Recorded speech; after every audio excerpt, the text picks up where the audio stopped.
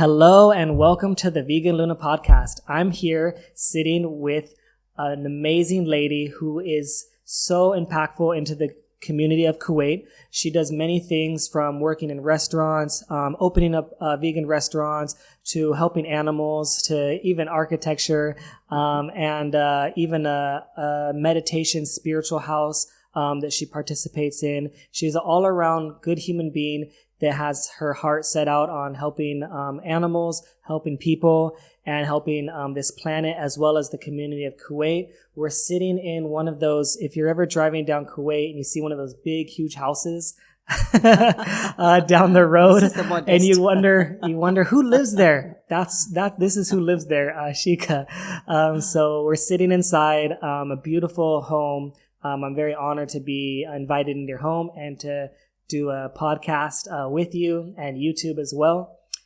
So tell us a little bit about yourself. So welcome in this greenhouse. Yes, very green. Flowers. Yes, so as you started, Shaikha, my name, Shaikha Arfaj, and as a profession, I'm a civil engineer working in an architect planning engineering company. And how I started was, and as you said, in the environment. So and helping people. So I do work as well with funding agencies all over the world, just helping in building schools, hospitals, roads, and highways, water. And until I embarked to the spirituality, as you were sharing. Yeah. And this spirituality helped me more in understanding the self, understanding how we behave with the universe. So it's not coming from the self-helping, others helping, up to the universe itself. And part of it was the animals, as you said. Yeah, they're on this universe with us, exactly, contrary to popular belief.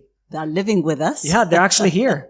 Yeah, they're alive. Yeah, they are with us. Yeah, in each space, in each place as well. Yeah. So, and I believe that when we are in one universe, what I give or what I do, I will receive or I reap. So we have to be careful on how we behave with everything, whether plants, whether human beings, whether animals, anything we deal with. So stating about how I started, who am I? Yeah, this is me. And of course, I'm from here, Kuwait. And did you ask me about the veganism? No, not yet. I will definitely get into that. So tell me more about the architecture and the engineering and kind of what's your role in that? Yeah, I'm in engineering. I work with a company who's 50 years old. It's a very well-known in Kuwait called PACE. It's a very principle-based company. So we are working mostly with governments, locally here in Kuwait and the GCC, and internationally with the funding agencies. So we design, we do the feasibility study, we understand the client needs, and then we design for the client, and then supervise, and then deliver. Wow. What would you say is like the biggest project you had doing that? There is a highway road in Kuwait called Jamal Abdel Nasser and Jahra, which takes you all the way to the north part of Kuwait, and it's the start of it is in the heart of Kuwait. So that was a big challenge to build a new or rehabbing an old project in the middle of active city. Yeah. So, is that one complete already? It's almost, yeah. Almost complete. It's 95%. And wow. Partially it's opened. Yeah. Interesting. I remember in San Diego, I'm from San Diego, so there was a part of San Diego where there was this freeway or highway, right, that would come in the main part, of the city, and then it would end, and then you have to get off the freeway, and then you'd have to take the road, and it's a lot of traffic, a lot of road, and then you get back on the freeway. And then one day they decided to connect the freeway, connect it, and right down the middle of the city. And I was like, how are they going to do that? And it just amazed me when they finished how much that better it it worked was. out. Like Yes. it was so easy now. Exactly. You know, going that way was like, oh, I hate going this way. Yeah. But when they fixed it, it's like, it's But better when now. it is fixed, yeah, you It's have better. to be patient in that construction time. But it helped many to have the very, very short lap of in the road. So yeah, and some projects internationally where we go to the poor people, like habitats, hospitals in Africa, in Asia. We have done a big master plan in Mauritania. If you know where's Mauritania? No, it's not. It's near Sahara. It's in the south part of Morocco. It's a very desert area overlooking the sea, Atlantic Sea. So it's there. Yeah, lots of experience with all these countries. And this is where I embarked at the end as well to spirituality, to make the balance in my life between the career, the work, the family. I have 3 kids, and that was the big thing. So spirituality helped me a lot. Yeah, I think that's a very important part. Even myself, like I struggle with finding that balance, you know, and you get a lot of times wrapped up in your work, in your career, and it takes a part of you, and you see everyone doing the same thing, so you think it's normal. Yes. It's natural, it's necessary. But then I started questioning, like, do I really want to just be working for someone forever? Like, I don't think I want that, you know, like I want to have my own thing, create like my own company, or, you know, create my own kind of vision for what my future holds, versus having somebody else hold the keys to my future, you know? And so I'm in that kind of journey, that kind of space right now, where I am trying to find that balance, you know, and I'm really interested in the spirituality, and that piece. I believe that, you know, your mind, body, and soul, and they're all connected, but you have to work to make them connected. They might be connected naturally, but if you don't put time or energy towards it, you could really lose that balance that you're looking for on anything, whether it's your body, whether it's your mind, or it's the spirituality. But they're all connected for sure. Yes. So tell me more about the spirituality that you speak of, and what does that mean to you? How do you get started in something like that? So this spirituality is all about, as you said, we have to work on it. We have to do an effort. And I started with this Harmony House about 15 years ago. I just like the peace and the... So you created Harmony House. I'm a co-founder. Actually. Okay. The founder her name was Wajiha Habib. She was a Kuwaiti who had a school, Kuwait American school. And she wanted to have, to develop the kids, not only in education, but in the living values. And I had my son also, he joined that school. And I liked the owner and the principal she was. And she introduced me to her Harmony House. It was in her house actually started. Yeah. And then slowly, when I came in and we joined, and my sister also joined to build the Harmony House, which is now a place where we host and help the people who are searching for inner peace. And as you said, finding the self. Having this balance inside. When we have the balance inside, then it's very easy to have balance outside. But if we are disturbed, we can't handle the things outside. So that the spirituality which I am in is called the mastery over the self. When I master this mind, then I can master everything around me. Absolutely. So I have to start with myself. So all the effort is here, not on the others, but on myself. It's all inner. It's all inner. Yeah. And it's about, again, as you said, like the mind, the intellect, the memory, all these, we work on it and we meditate a lot. And it's about, who am I? Am I a soul or am I body? That main aspect. And how to connect more with God and take the power from Him. And so I had this, let's say, the strength and stability, which helped me then in balancing between the work, home, and ginger. And ginger, yeah. So if someone's listening right now and they're really interested in maybe becoming more spiritual, what would you say are some benefits of becoming more spiritual, and how did they get started? So what are the benefits and how did they get started? So lots of benefits in the spirituality, because as we stated just now, like it helps you to be more in inner peace and inner power. And when you have that peace and power, from there you can have a very good decision, you can discern, and you can see the things around you very well. So for example, talking about veganism again, like in the spirituality we have this principle of respecting the self, the others, and the whole universe. And this is where I started understanding the animals. I never understood them before. So it's like a holistic understanding. And what was your other question? Sorry. Yeah. So how can someone get started? Like, what do you recommend? Just to open, just come in. And Harmony House. Maybe if they're not in Kuwait, maybe if they're somewhere else, how can they get started? Is there some resources? We can. It's a universal. It's an international place. Yeah. So wherever they are, in whichever the country, we can connect them. And by the way, it's free of charge as well. Oh wow! So all the knowledge is free of charge, because you can't value the spirituality. Yeah, it's invaluable. It's priceless. Priceless. Yeah, absolutely. So this is why it became free then at the end. Yeah. Awesome. And then it's very, very easy. It's nothing really hard. There is nothing in the body. It's just understanding. And so we can communicate by phone, by Skype, by visiting the center. Easy methods. Okay, yeah.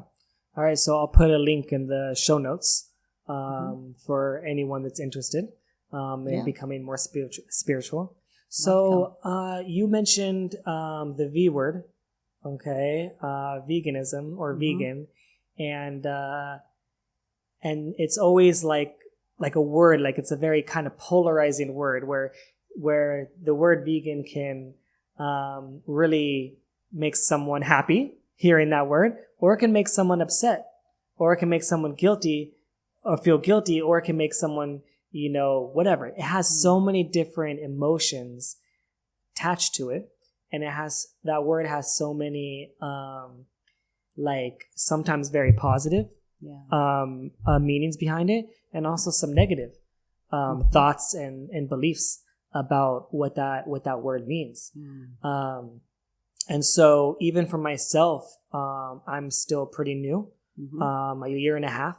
Into my journey of veganism. And so what I learned, I struggled in the beginning. Do I say I'm plant-based? Do I tell people I'm vegan if they ask, or if I have to eat something? Do I just say I'm allergic? Like, what do I say? Do I want to have a debate right now? Do I not want to have a debate? Like, I have these questions that go on my mind, and I'm always so interested in how people think. And why does that make someone upset? Or why would that make someone angry? All right, about this word, and why are people so resistant and looking for a reason not to do it, right? More people than not are looking for a reason not to do it than all the reasons to do it. If you were to add up all the reasons that are good reasons to go vegan and all the reasons that are not, one's going to be a lot higher, right? One's going to be a lot higher, but it's looking for that lower list, and people are so interested in finding the most silly thing, to not go vegan, right? Yeah. And for you, I know you've been vegan for quite a while. Tell me the reason. Why did you decide to go vegan? Yeah, how did it all start? Yeah. So back to spirituality. When I started, I liked the spirituality where it gave me benefit. That was the reason. And within the spirituality, we practice non-violence, whether on the self or on others. So non-violence is not only on the self, but again, and non-violence is not a war and weapons and guns. It's anything which brings pain is a violence. Yeah. So part of it is that I didn't know much about. I was actually a carnivore person, eating everything, eating the meat, I've been to South Africa, to Australia, and to be frank, I tried all kinds of meat, all kinds of animals. Same. I was the same way. Yeah. So it's not that by birth. So, and of course, when we have a different conscious, we don't know, as you were saying, why the people get annoyed, because the conscious is different. Yeah. And I don't blame them sometimes. It's just the understanding makes the difference or makes the shift. Yeah. So from the spirituality and from non-violence, I started understanding, and it didn't come actually out of health or out of we should not do that or we should. It's just by an understanding. So it came very, very organically. And when we understand, we can stop doing the thing. But if it's by force, we will never do it. So it was actually having that mercy for the animals, because they have a conscious. They feel, they know, and they have their own life, their own habitat, their own families. And this is how I started, to be frank, vegetarian first. And then with time... About how long ago was this? So I started vegetarian 15 years ago. 15 years. Yeah. And then from 10 years, almost, and to be frank, from 7 years, I met the head of Veganism Society in Kuwait. And she showed me the documentary on the milking process. Yeah, Abir. We have Abir her. Shaikha. We had her on episode 2. Yeah. Yes. She's Yeah, a great you can check her lady. out. Yeah, she's amazing. Yeah. So she invited me because by chance, when I opened Ginger 13 years ago, to be frank, I didn't know it was a vegan restaurant. I thought it's vegetarian. But because it's a Thai line, in Thai line, we don't use milk or any dairy products in the Thai, in the Asian food. So it was automatically vegan. And when Abir hosted her guest, the vegan guest, I forgot her name, from the Harvard University. Melanie Joy? Melanie Joy. Yeah. And so I went to their presentation, and there was a documentary about how the cows are milked nowadays in the dairy factories. So it was really, I couldn't take the movie till the end. And I understood that this milk, which was a nice bottle and a blue sky and the green, it's not that in reality. And the happy cow, and they are milking the cow. It has nothing to do with the reality. And in reality, the cow is very, very, very much in pain. And in spirituality, we believe in that energy. If I'm in pain, I can translate that pain to the other person. And we can feel it when somebody is very sad. We just can't sit next to that sad person. So what about I'm taking the milk from that sad, painful cow or any animal? So this is where I understood, wow, it's up to the dairy stage and any product of animals. So this is where I became vegan. And the funny part is that she said, we've been to a vegan, the only vegan restaurant in Kuwait called Ginger. And I was there and I said, oh, is it vegan? And then I realized it's really vegan. Even the tom yum soup was from coconut milk. So then I realized, wow, yeah, because of the products is a vegan. So yeah, and then once I tried the veganism, I really felt more light, even health-wise, and then I understood the benefits of veganism toward the health.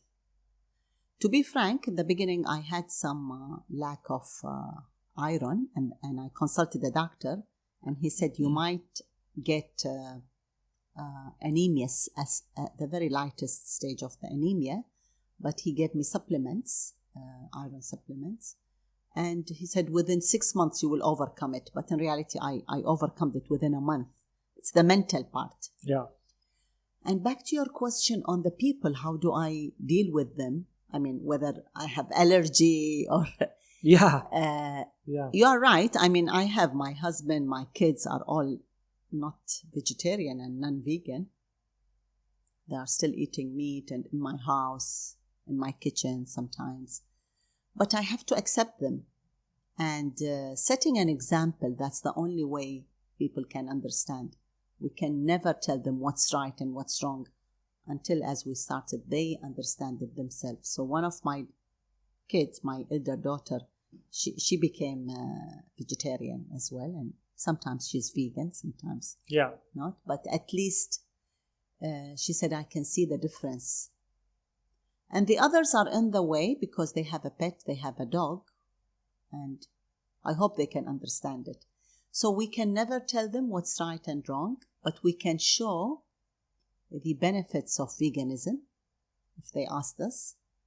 And I'm sure one day they will understand. I think your path towards veganism, I think, is unique. I don't think as many people have that same type of path where they understand a principle and a belief of causing nonviolence, and they start to question, if we shouldn't also not cause harm to the other animals. And then you take it in and you accept it and you say, okay, well, I'm going to start with my plate. For sure. I mean, if harming animals is bad and it's not something I want to partake in, then I'll just leave them off my plate. I won't pay for them anymore. No harm, no foul, right? Then you learn more about the dairy industry, and you see a lot of the cruelties and the pain that goes there. I always like to say that a glass of milk is more pain and more suffering than a steak or than a burger, because it's prolonged suffering and it's taking babies away and it's causing them infections, and they have to suffer for a lot longer, maybe up to 4 to 5 years. A dairy cow is suffering. Right? Whereas like cow for beef or steak or whatever, they might suffer for a year and a half or something like that. I think grass fed is like 18 months. So not as long, the suffering. And so most people don't see that. Don't relate it. They don't quite relate that to suffering. So it doesn't always make sense to them. And so even though that path is different, I think that also affects the way you are with others as well. Right? So how do you deal with family members, or how do you deal with friends that don't have the same beliefs as you and didn't come to the same conclusion, and you want to set that good example, but they're not likely to just change, right? They could and they could not, right? Some people need a little bit of a push, right? Or a little bit of a guidance, or sometimes an ultimatum, which is what I gave my mom, an ultimatum, which is basically, you do this or this could happen, something like that, right? Now that can be seen as more extreme, right? But it's my mother. It's like, I want you to live. I'm worried about you. And what? And so... Because you love her. Because I love her, of course. And she went vegan, 1 month after me. So it's a good, nice success. And oh my gosh, she's so much healthier now. It's so great to see her. So you influenced her very well. Yeah, so very positive. But I think that what most people that are vegan, some do it for health, right, and environment, and a lot for the animals, right? Yes. So whether you go into it for health, you go into it for spirituality, you go into it for helping the environment, or you go in for it to help animals and their lives and reduce the suffering, ultimately, you're probably going to hear or see something about animals, right? Yes. Whether it's what you saw with the dairy, or maybe you've seen, a cow get killed before, a chicken. Maybe you've seen that, right? And maybe it scarred you, and maybe it left an imprint on you. Now, I think that's where a lot are at, okay? And what happens when you see that is you view it as so horrible, so disgusting, so unjustified. And when you find out that it's unnecessary, it's even worse. Now, if we had to eat animals and this is the best way to do it, then I'd say, okay, we have to. And it's the best way. What are we going to do? I mean, maybe there's a nicer way. But right now, it's not needed. It's not necessary. And it's causing a lot of damage. So a lot of people get more aggressive, in their style. And I've seen this, whether it's online, social media, whether it's in the streets. They are what they have this term now. I don't know if you've heard. For vegans, they call militant vegans. Have you heard that? No? It's a very negative term. Okay. What And does militant mean? militant is like out for war, out for vengeance, want to kill, right? Want to be violent, right? Yeah. But a non-violent movement that's militant makes no sense. Exactly. Veganism is all about non-violence, Exactly. right? To animals mostly, because that's what vegan is all about, but also to us and each other. You know, like just because a vegan wants to help animals doesn't mean they want to kill a human, right? Or harm a human, right? Now, yes, there are some crazy ones for sure, but if you take a group of 100 people, and any group, anywhere in the world, you're going to have a couple stupid ones or a couple ones that aren't helpful, right? Or negative, right? If you take 100, right? Same with vegans. You take a group of 100 vegans, you're going to have some that are not very well, intellectual. They don't approach the right way. And you might only have 2% that actually know how to talk to people before, right? The problem is you see this imagery and you see the pain and you're like, this has to stop now. How do we stop this now? And so your sense of urgency is a lot more strong and it comes off in different ways for different people, right? So anyways, I think that that's the difference, you know, is like when you talk about an approach with someone else where I might be more inclined to have a conversation with that person. Yes. You know, I might be more open to saying, let's talk about this. Why do you feel that way? Or why do you think that? You know, why do you think we have to eat animals? Like, I'm okay. I'm comfortable in any setting. Yeah, you know? I'm accepting you. Yeah, like I still accept you, but I'm comfortable to have that conversation. Yes. You know what I mean? If you get upset about it, that's on you. I'm not saying anything to upset you. Yes. Right? So anyways, I think that that's interesting. It's really interesting. So that's a really awesome story. I'm glad you shared that with me. So tell me now, what are some things that maybe you do now that you have this belief in you? What are some things that maybe you direct your energy or your focus on that you would say helps the animals or helps people or the planet? Yeah, so one of the missions, let's say, was to open beside the Harmony House, is to open this restaurant called Ginger, which is an awareness place, we can call it. Of course, it's commercial, but it's more of awareness. And we tried in Ginger to make, people, one of the reasons that people don't like veganism food, because they always think it's a hospital food. I always hear it in Kuwait, it's a hospital food, and no taste and boring food and all that stuff. But then in Ginger, we made that challenge to bring a healthy ingredients, components, the method of cooking with a very tasty results. So that was the challenge or the formula we had to reach to. And so we cared about the ingredients and the freshness and not overcooked, so that really the people take the benefit of the vegetables. And on the same time, we created some sauces, some methods of cooking which helped in bringing that taste. So many people who come which are not vegan, not vegetarian, actually majority of Ginger customers are not vegan and not vegetarian. So they enjoy the taste regardless. Yeah. And actually, I never tell them that it's a vegan restaurant. Yeah. I'll just tell them very nice, tasty food, Thai food, and fresh and healthy. And people are attracted to healthy more than veganism. Yeah, for sure. And we have to be smart as well. Yeah. And realistic. And so they come, they eat, and by the time they leave, they say, we just got to know that we didn't have any chewy thing of the meat, but we enjoyed the food. Yeah. And so that's one. And again, in the same real quick, Ginger, I want to add something. You said that it was a struggle to find the good taste, but also healthy, right? I think every restaurant struggles with that, right? Just because it's a place that has meat or whatever, like a burger place or a pizza place or Chinese place or whatever. I've had bad pizza. I've had bad burgers. I've had bad Chinese food. I've also had good. Right? So the same thing. It's how you use the spices, how you use the flavors. Exactly. And really, all spices in the world come from plants. Exactly. All of them. Yes, absolutely. Every spice comes from plant. Good point. Yeah, right? So yes. any animal products, you're adding vegan food already. Yeah. If you want that same kind of taste, you can get it. But it's about the textures and how do you create the textures. Good point. Right? Yeah.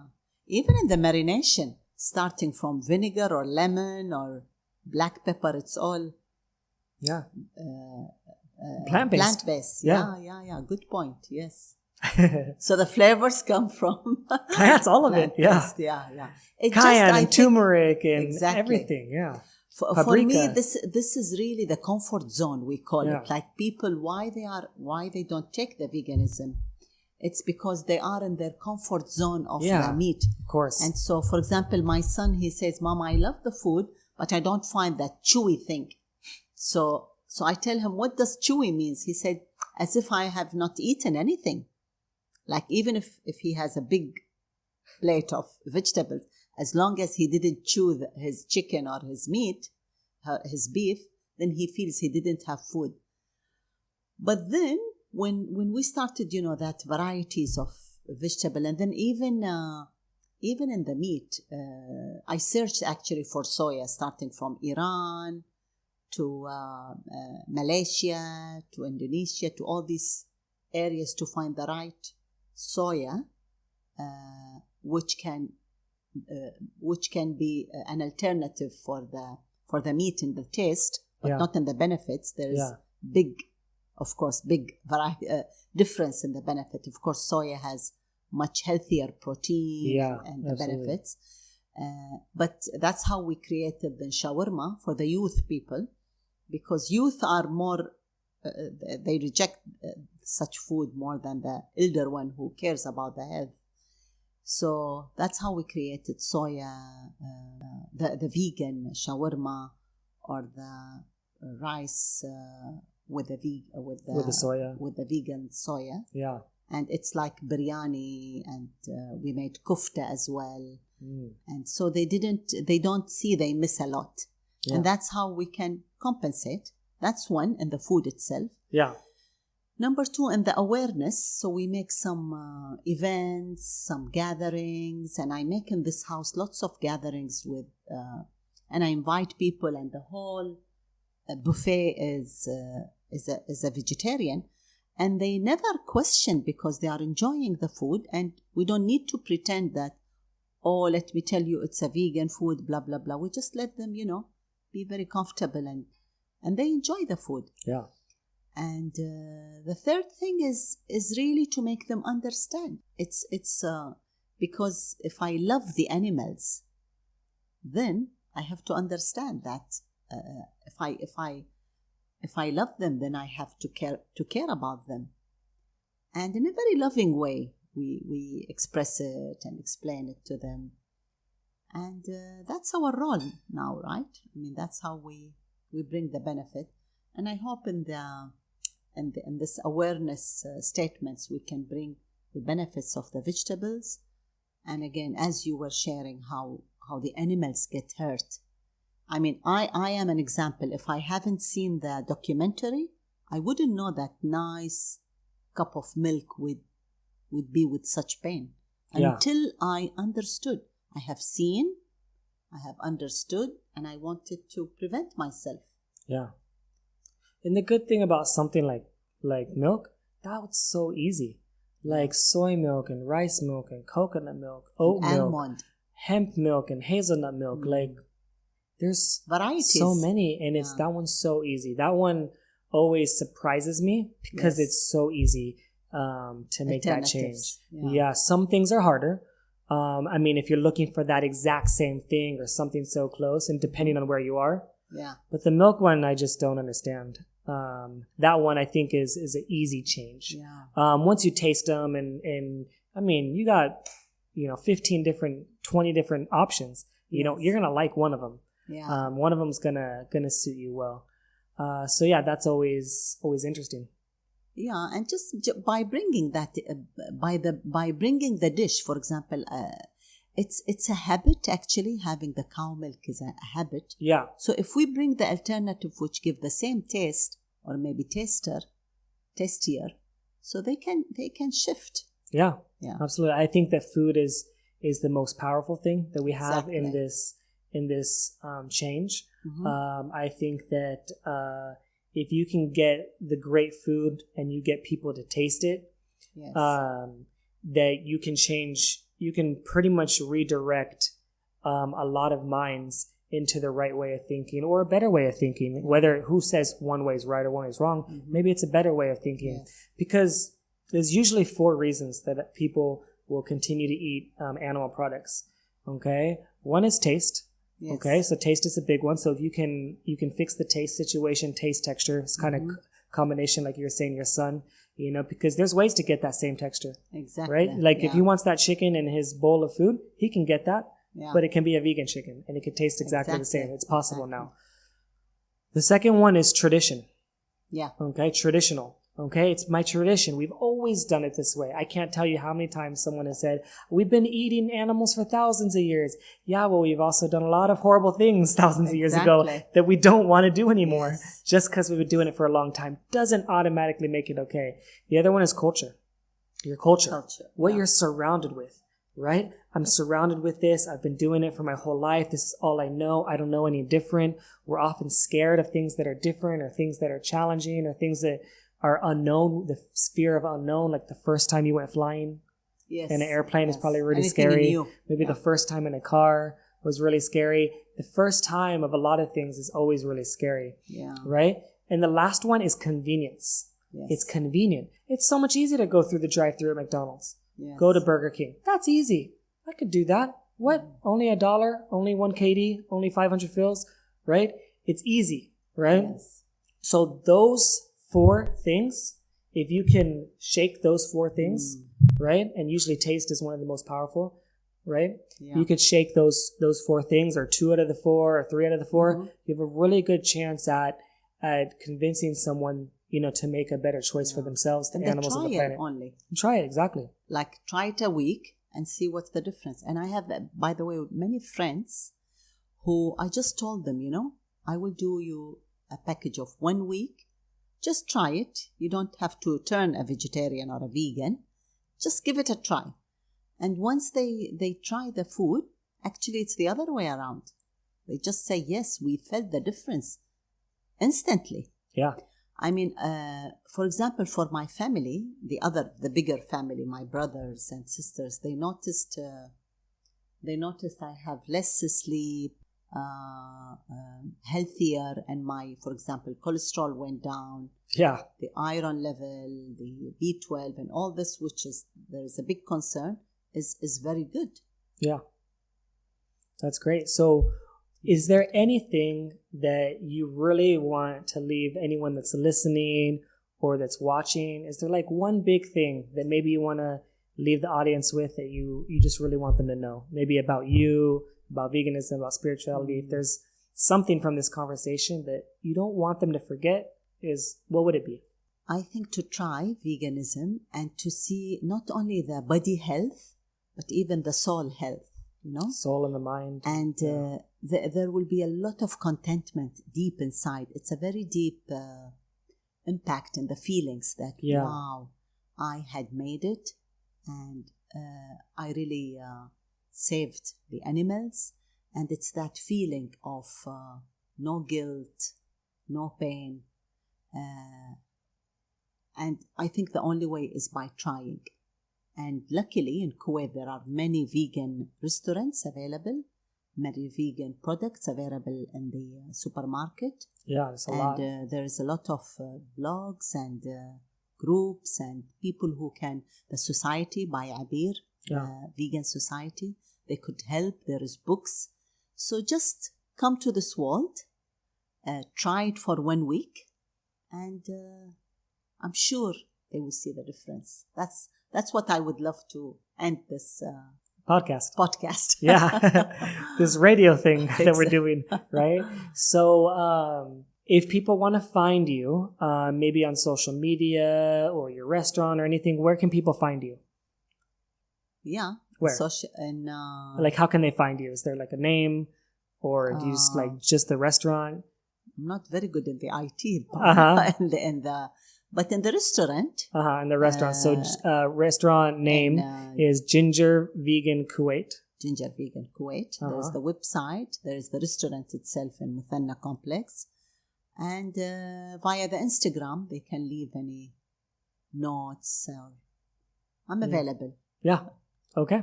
Yeah. Awesome. Well, thank you so much for inviting us in your home.